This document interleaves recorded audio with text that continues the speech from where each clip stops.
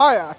দিশা চাওক আচলতে বৰ্তমান সময়ত গুৱাহাটী পৌৰ নিগমৰ যিটো তেওঁলোকৰ বিভাগ বা এই গোটেই গুৱাহাটী পৌৰ নিগম আচলতে গড়ৰ ছালৰ দৰে তেওঁলোকৰ আচলতে বৰ্তমান সময়ত দেখিবলৈ পোৱা গৈছে কাৰণ তেওঁলোকে আমি যিমানেই বাতৰি নেদেখাওঁ কিয় যিমানেই বাতৰি পৰিৱেশন নকৰোঁ কিয় এতিয়ালৈকে তেওঁলোকৰ গা লৰা নাই গোটেই এই যি অবৈধ বজাৰ গুৱাহাটী মহানগৰীৰ বিভিন্ন প্ৰান্তত গঢ়ি উঠিছে ইয়াৰ মুখ্য আচলতে পৃষ্ঠপোষকতা কাৰ সেই পৃষ্ঠপোষকতা কৰিছে বৰ্তমান সময়ত গুৱাহাটী পৌৰ নিগমে মই এই মুহূৰ্তত গুৱাহাটীৰ অসমৰ বাণিজ্যিক প্ৰাণকেন্দ্ৰ ফাঁচী বজাৰত আছোঁ ফাঁচী বজাৰৰ এখন বিশেষ বজাৰ আপোনালোকে দেখিবলৈ পাব মোৰ পিছফালে থকা এই যিখন বজাৰ আপোনালোকে দেখিছে কাপোৰৰ এখন বৃহৎ বজাৰ এখন অন্তহীন বজাৰ যিখন বজাৰত আজিৰ দিনত দৈনিক হাজাৰ হাজাৰ লোকে ভিৰ কৰে অসম তথা উত্তৰ পূৰ্বাঞ্চলৰ বিভিন্নজন ইয়ালৈ আহে কিন্তু এই যিখন আপোনালোকে বজাৰ দেখিছে ৰাজপথ পদপথ সকলো একাকাৰ কৰি যি বজাৰখন আপোনালোকে বহি থকা দেখিছে এই বজাৰখন এখন অবৈধ বজাৰ কিন্তু এই অবৈধ বজাৰখন আজি বা কালি বহা নহয় এই বজাৰখন আজিৰ পৰা প্ৰায় 15-20 বছৰ পূৰ্বৰ পৰা ইয়াত বহি আহিছে যদিহে 15-20 বছৰ পুৰণি এখন বজাৰ হয় তেতিয়াহ'লে সেই বজাৰখন অস্থায়ী বা অবৈধ বুলি কেনেকৈ আপুনি ক'ব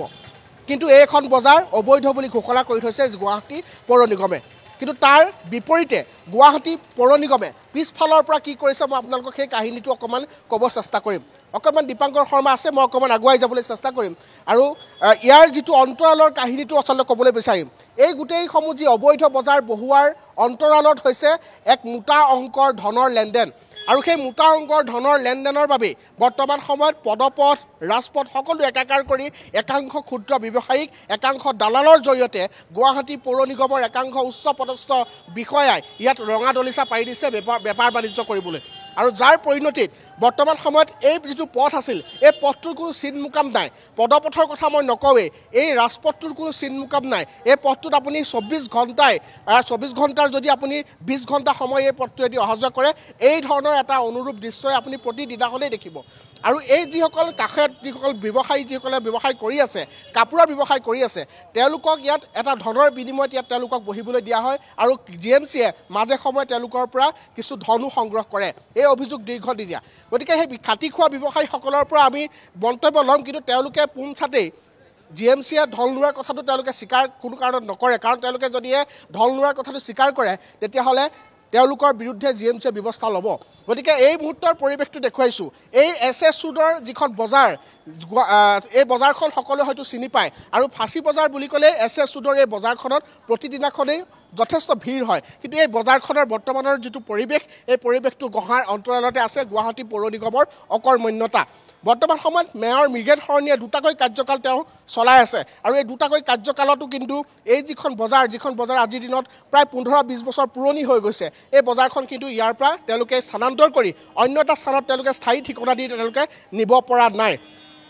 এনেধৰণে অবৈধ বজাৰ গঢ়ি জিএমচিয়ে পোনপটীয়াকৈ তেওঁলোকে ধন সংগ্ৰহ নকৰিলেও বা ৰাজহ সংগ্ৰহ নকৰিলেও আওপকীয়াকৈ তেওঁলোকে কিছুমান দালালক ইয়াত এই বজাৰসমূহৰ চৰ্দাৰ সাজিছে আৰু এই চৰ্দাৰ সাজি তেওঁলোকৰ পৰা ধন সংগ্ৰহ কৰে আৰু এই অভিযোগ আমাৰ ইয়াৰ স্থানীয় যিসকল ব্যৱসায়ী তেওঁলোকে উল্লেখ কৰিছে এই যি 3-4 ফুট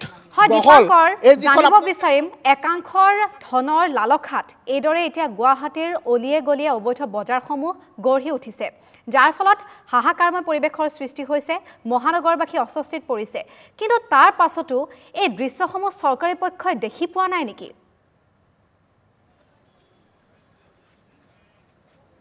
চাওক জিএমচি যিটো বিভাগ আছে বিভাগটোৱে একেবাৰে চকু মুদা কুলিৰ ভাৱত এই মুহূৰ্তত তেওঁলোক অৱস্থান কৰি আছে মেয়ৰ মৃগেন শৰণীয়ে নিজে এজন ধৃতৰাষ্ট্ৰৰ ভূমিকাত অৱতীৰ্ণ হৈ আছে তেওঁ সকলো দেখি আছে আমি তেওঁক দেখুৱাই আছোঁ কিন্তু তেওঁ গাহে নলৰে তেওঁ কোনো ব্যৱস্থাহে নলয় এই যি 4-5 ফুট 6 ফুট বহল এই যিখন দোকান আপোনালোকে দেখিছে